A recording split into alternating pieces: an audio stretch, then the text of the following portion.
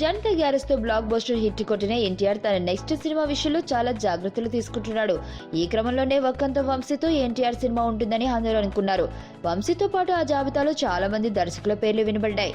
అయితే ఎవరూ ఫైనలైజ్ కాలేదు. ఈ క్రమంలోనే ఎన్టీఆర్ కొంతమందికి బంపర్ ఆఫర్ కూడా ఇచ్చాడట. అయితే వాళ్ళు ఎన్టీఆర్ డేట్స్ ను సరిగా యూజ్ చేసుకోలేకపోతున్నారనే టాక్ వినిపిస్తోంది. దగ్గుబాటి రామానాయుడు ఫ్యామిలీతో ఎన్టీఆర్ కు మంచి సంబంధాలున్న సంగతి తెలిసిందే. రామానాయుడు కూడా ఎన్టీఆర్ తో రాముడు భీముడు రీమేక్ చేయాలని ప్రయత్నం చేశాడు. ఎన్టీఆర్ కు దగ్గుబాటి ఫ్యామిలీ అంటే ఎనలేని గౌరవం. వెంకీ సినిమా చింతకాల రవి సినిమాలో ఎన్టీఆర్ ఓ సాంగ్ లో తలుక్కుమని మెరుస్తాడు. అలాగే సురేష్ బాబుకి ఎన్టీఆర్ తో సినిమా చేయాలని ఎప్పటి నుంచో ఆశ. అయితే ఎన్టీఆర్ కూడా ఈ బ్యానర్ లో సినిమా చేసేందుకు రెడీగా ఉన్నాడు.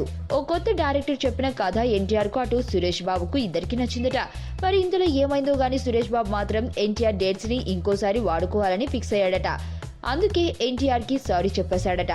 ఆ యువ డైరెక్టర్ కృష్ణ చెప్పిన కథతో నాగ చైతన్యతో సినిమా చేస్తున్నాడట సురేష్ బాబు.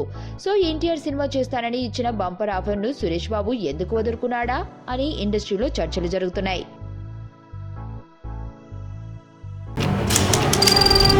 నీ స్నేహితుడు ఎవరో తెలిస్తే నీ క్యారెక్టర్ తెలుస్తుంది.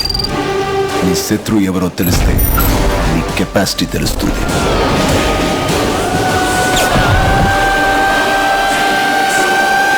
నా శత్రుని సెలెక్ట్ చేసుకున్నాను.